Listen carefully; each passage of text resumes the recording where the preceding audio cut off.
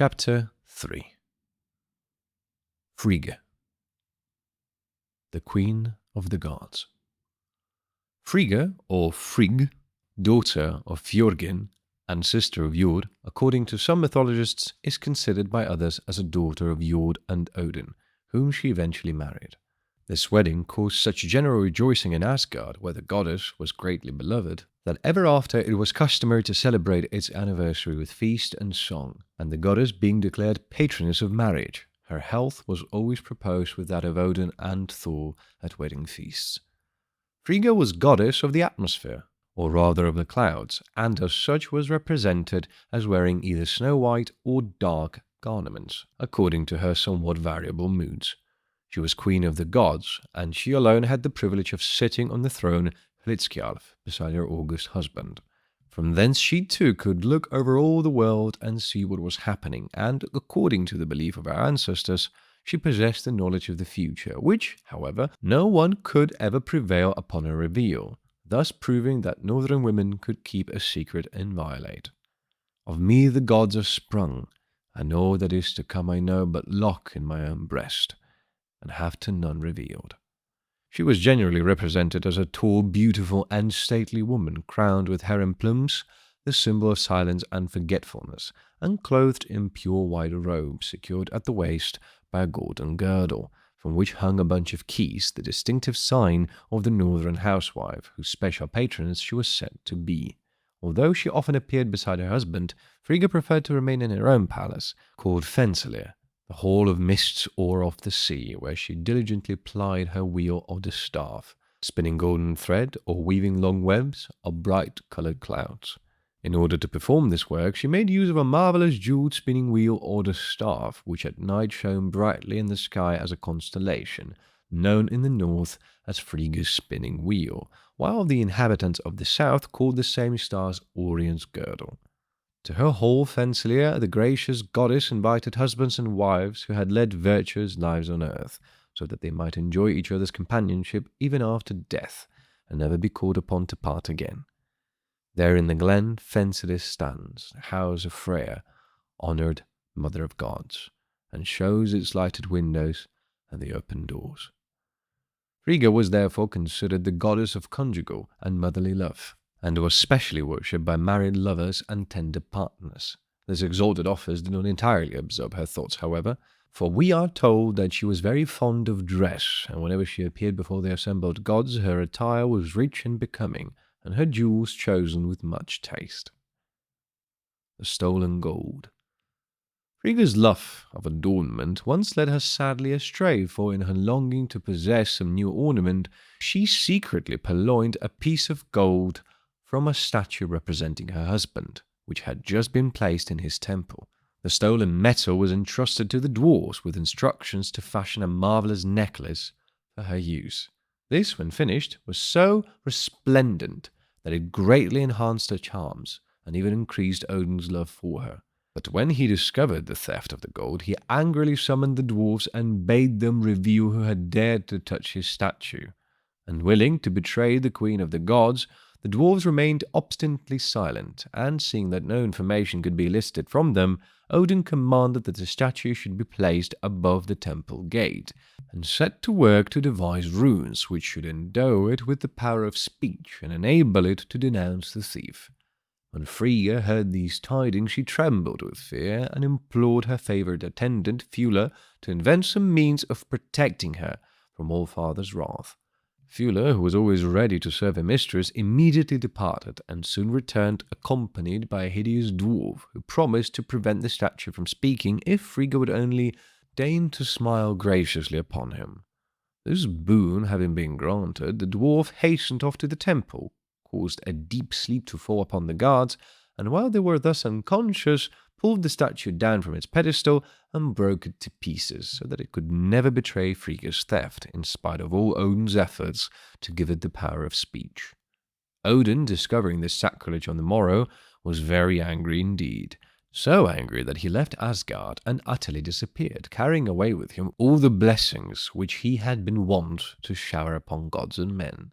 According to some authorities, his brothers, as we have already seen, took advantage of his absence to assume his form and secure possession of his throne and wife. But although they looked exactly like him, they could not restore the lost blessings, and allowed the ice giants, or Jotuns, to invade the earth and bind it fast in their cold fetters. These wicked giants pinched the leaves and buds till they all shriveled up, stirred the trees bare, shrouded the earth in a great white coverlet, and veiled it in impenetrable mists. But at the end of 7 weary months the true Odin relented and returned, and when he saw all the evil that had been done, he drove the usurpers away, forced the frost giants to relax their grip of the earth, and to release her from her icy bonds, and again showered all his blessings down upon her, cheering her with the light of his smile. Odin outwitted. As has already been seen, Odin, although god of wit and wisdom, was sometimes no match for his wife Frigga, who, womanlike, was sure to obtain her way by some means. On one occasion, the august pair was seated upon Hlidskjalf, gazing with interest upon the Wynalers and Vandals, who were preparing for a battle which was to decide which people should henceforth have supremacy. Odin gazed with satisfaction upon the Vandals, who were loudly praying to him for victory, but Frigga watched the movements of the Wynalers with more attention because they had entreated her aid. She therefore turned to Odin and coaxingly inquired whom he meant to favour on the morrow. He, wishing to evade her question, declared he would not decide, that it was time for bed, but would give the victory to those upon whom his eyes first rested in the morning. This answer was shrewdly calculated, for Odin knew that his couch was so turned that upon waking up he would face the Vandals, and he intended looking out from thence, instead of waiting until he had mounted his throne. But although so cunningly contrived, this plan was frustrated by Frigga, who, divining his purpose, waited until he was sound asleep, and then noiselessly turned his couch so that he should face her favourites. Then she sent word to the Wynalers to dress their women in armour and send them out in battle array at dawn, with their long hair carefully combed down over their cheeks and breasts. Take thou thy womenfolk, maidens and wives, over your ankles lace on the white war hose, over your bosoms link up the hard mail nets, over your lips plait long tresses with cunning, so war beasts full bearded King Odin shall deem you, when off the grey sea beach at sunrise ye greet him. These instructions were carried out with scrupulous exactness, and when Odin awoke the next morning, his first conscious glance fell upon their armed host, and he exclaimed in surprise, "What long birds are those?" In German, the ancient word for long beards are Langobarden, which was the name used to designate the Lombards. Frigga, upon hearing this exclamation, which she had foreseen, immediately cried out in triumph that Allfather had given them a new name, and was in honour bound to follow the usual northern customs, and give also their baptismal gift. A name thou hast given them, shames neither thee nor them, well can they wear it. Give them victory. First have they greeted thee, give them victory, yoke-fellow mine. Odin, seeing he had been so cleverly outwitted, made no demur, and in memory of the victory which his favour vouchsafed to them, the Wynalers retained the name given by the king of the gods, who ever after watched over them with special care, giving them many blessings, among others a home in the sunny south, on the fruitful plains of Lombardy. Fula. Frigga had, as her own special attendants, a number of beautiful maidens, among them who were Fula, Volla, her sister, according to some authorities, to whom she entrusted her jewel casket. Fula always presided over her mistress's toilet, was privileged to put on her golden shoes, attended her everywhere, was her confidant, and often advised her how best to help the mortals who implored her aid. Fula was very beautiful indeed, and had long golden hair which she wore flowing loose over her shoulders, restrained only by a golden circlet or snood. As her hair was emblematic of the golden grain, this circlet represented the binding of the sheaf. Fula was also known as a Bundia, or Abundantia in some parts of Germany, where she was considered the symbol of the fullness of the earth. Helin, Frigga's second attendant was the goddess of consolation, sent out to kiss away the tears of mourners and pour balm into hearts wrung by grief. She also listened with ever-open ears to the prayers of mortals, carrying them to her mistress and advising her at times how best to answer them and give the desired relief. Gna. Gna was Frigga's swift messenger. Mounted upon a fleet steed, Hofvartnir, hoof-thrower, she would travel with marvellous rapidity through fire and air, over land and sea, and was therefore considered the personification of the refreshing breeze. Darting thus to and fro, Gna saw all that was happening upon earth, and told her mistress all she knew. On one occasion, as she was passing over Hunaland, she saw King Guerer, a lineal descendant of Odin, sitting mournfully by the shore, bewailing his childlessness. The Queen of Heaven, who was also goddess of childbirth, upon hearing this, took an apple, the emblem of fruitfulness, from her private store, gave it to Gna, and bade her carry it to the king. With the rapidity of the element she personified, Gna darted away, and as she passed over Eris's head, she dropped her apple into his lap with a radiant smile.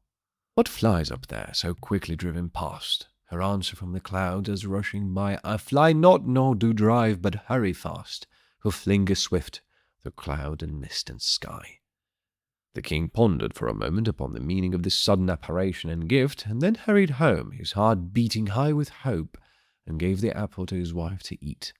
In due season, to his intense joy, she bore him a son, Volsung, the great northern hero, who became so famous that he gave his name to all his race. Lofn, Fionn, and Sin.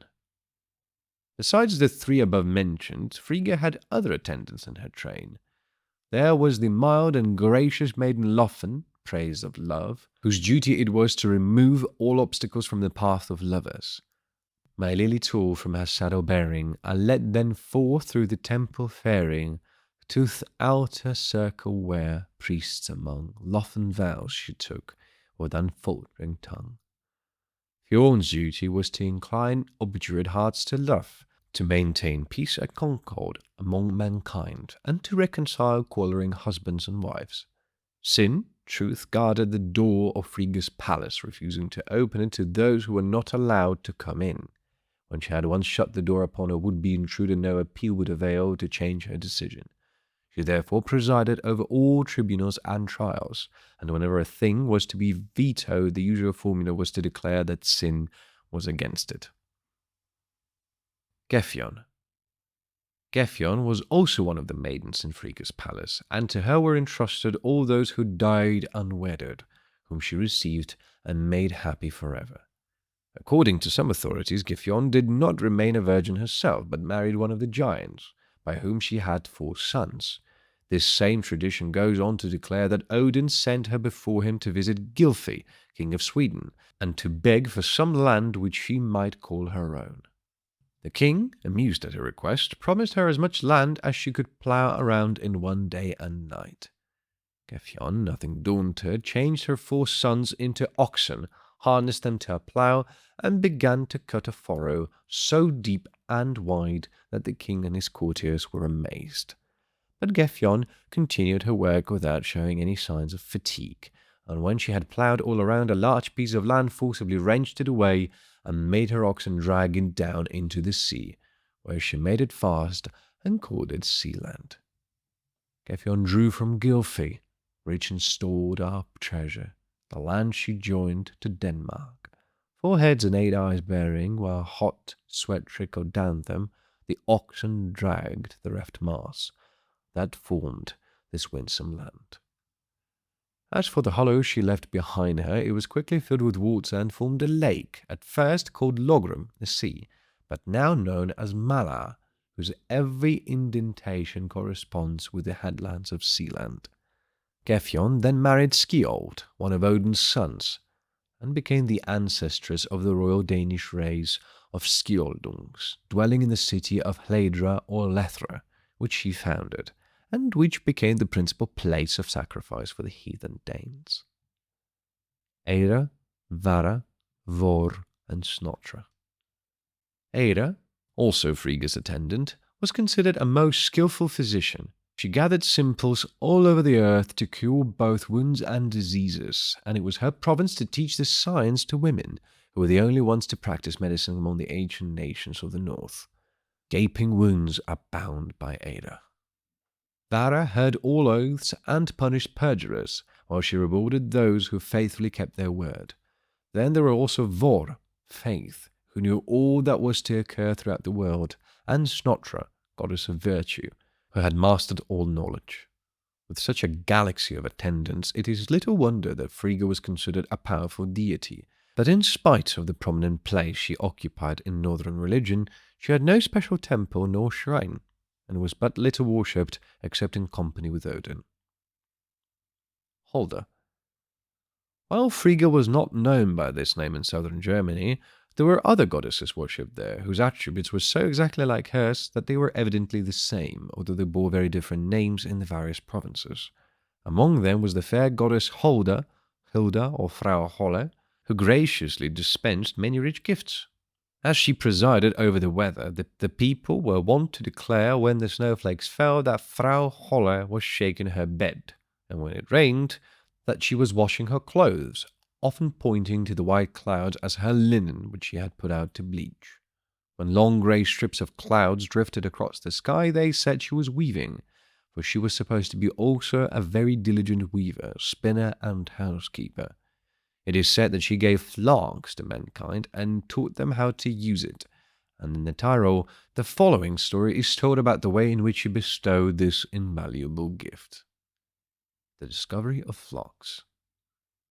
There was once a peasant who daily left his wife and children in the valley to take his sheep up the mountain to pasture, and as he watched his flock grazing on the mountainside, he often had an opportunity to use his crossbow and bring down a chamois, whose flesh would furnish his larder with food for many days. While pursuing a fine animal, one day he saw it disappear behind a boulder, and when he came to the spot he was amazed to see a doorway in the neighboring glacier, for in the excitement of the pursuit he had climbed higher and higher, and he was now at the top of the mountain, where glittered the everlasting snow.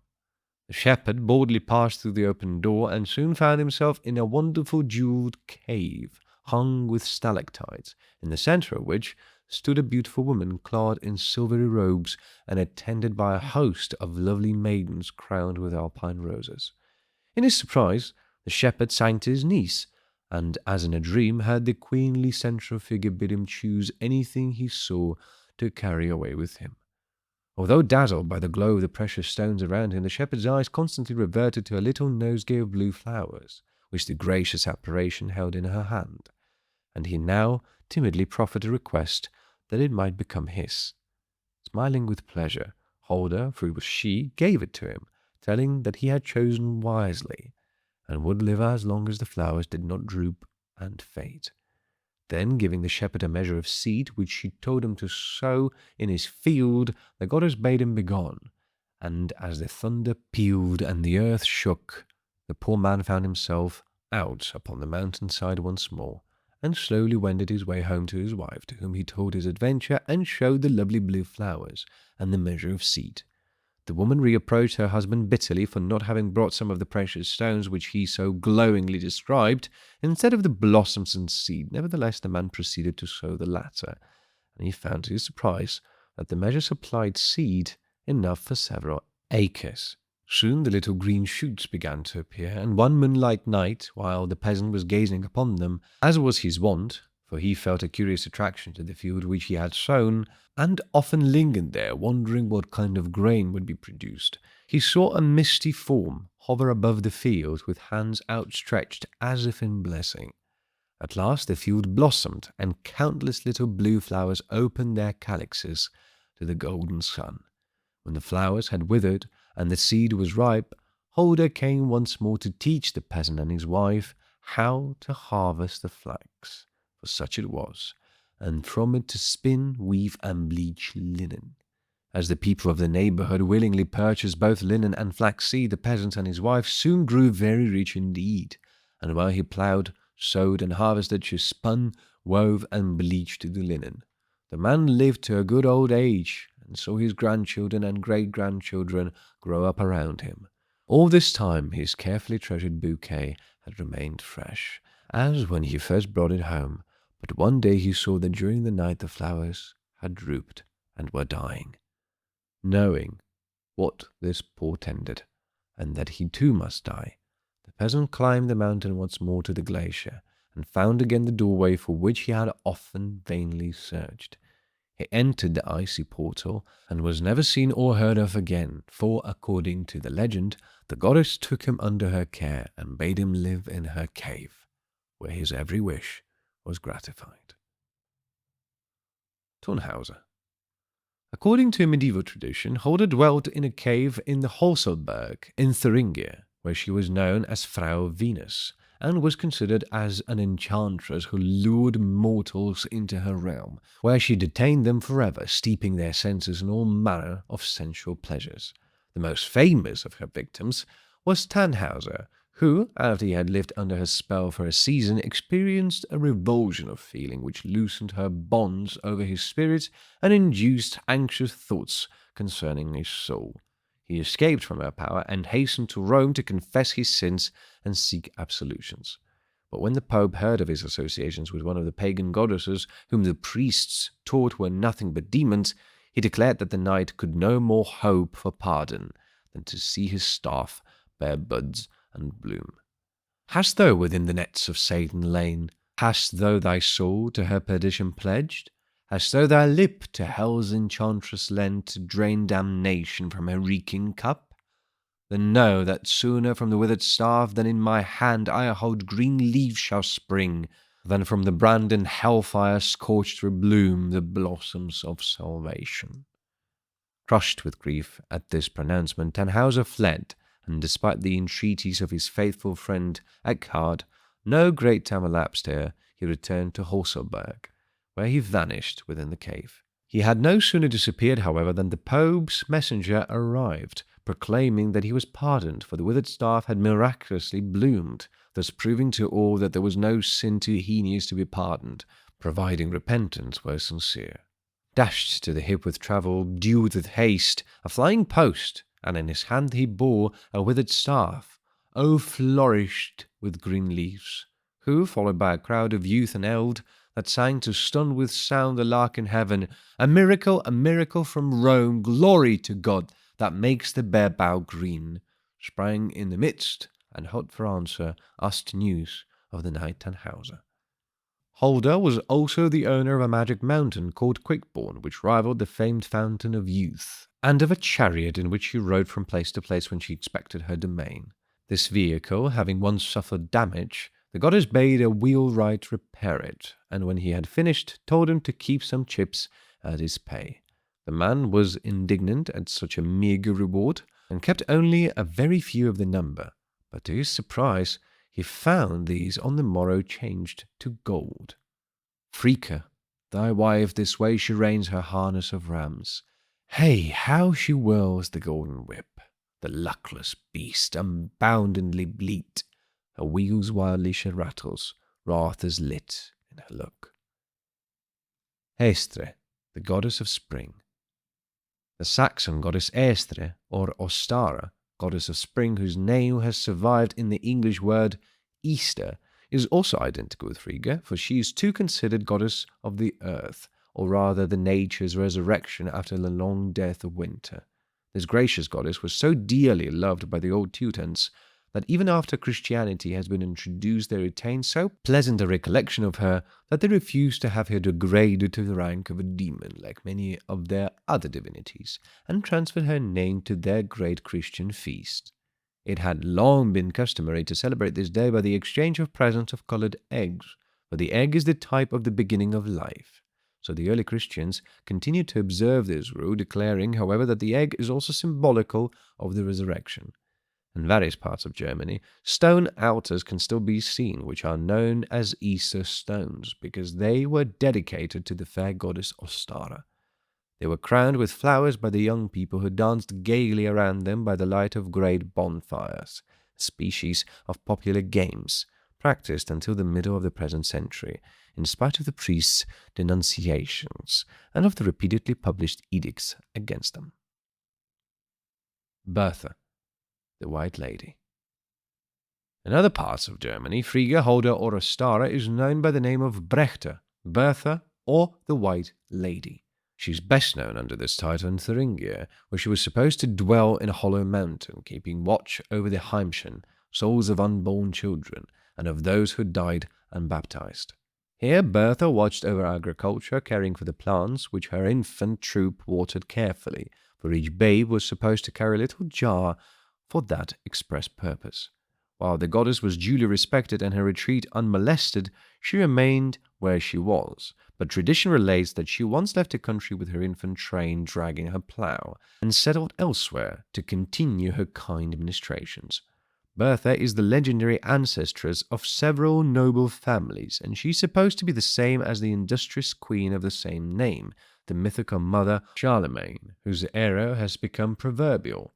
For in speaking of the Golden Age in France and Germany, it is customary to say, in the days when Bertha spun. As this Bertha is supposed to have developed a very large and flat foot from continually pressing the treadle of her wheel, she is often represented in medieval art as a woman with a splay foot, and hence known as La Reine Pédaique. As ancestress of the imperial house of Germany, the White Lady is supposed to appear in the palace before a death or misfortune in the family, and this superstition is still so rife in Germany that the newspapers in 1884 contained the official report of a sentinel who declared that he had seen her flit past him in one of the palace corridors. As Bertha was renowned for her spinning, she naturally was regarded as the spatial patroness of that branch of female industry, and was said to flit through the streets of every village at nightfall during the 12 nights between Christmas and January 6th, peering into every window to inspect the spinning of the household. The maidens whose work had been carefully performed were rewarded by a present of one of her own golden threads, or a distaff full of extra fine flax. For wherever a careless spinner was found, her wheel was broken, her flax soiled, and if she had failed to honor the goddess by eating plenty of the cakes baked at that period of the year, she was cruelly punished. In Mecklenburg, this same goddess is known as Frau Gode or Woad, the female form of Wotan or Odin, and her appearance is always considered the harbinger of great prosperity. She is also supposed to be a great huntress and to lead the wild hunt. Mounted upon a white horse, her attendants being changed into hounds and all manner of wild beasts. In Holland, she was called Vroelde, and from her the Milky Way is known by the Dutch as Vrouw Eldenstraat, while in parts of northern Germany she was called Nerthus, Mother Earth. Her sacred car was kept on an island, presumably Rügen, where the priests guarded it carefully until she appeared to take a yearly journey throughout her realm to bless the land. The goddess, her face completely hidden by a thick veil, then sat in this car, which was drawn by 2 cows, and she was respectfully escorted by her priests. When she passed, the people did homage by seizing all warfare and laying aside their weapons. They donned festive attire and began no quarrel until the goddess had again retired to her sanctuary. And both car and goddess were bathed in a secret lake, the Schwarzsee in Rügen, which swallowed up the slaves who had assisted at the bathing, and once more the priests resumed their watch over the sanctuary and grove of Nerthus or Hludin to await her next appearance.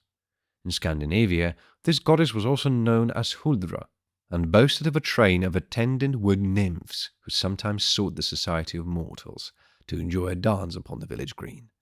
They could always be detected, however, by the tip of a cow's tail, which trailed from beneath their long snow-white garments. These Huldra folk were the special protectors of the cattle on the mountainsides, and were said to surprise the lonely traveller at times by the marvellous display of the melodies they sang to beguile the hours at their tasks.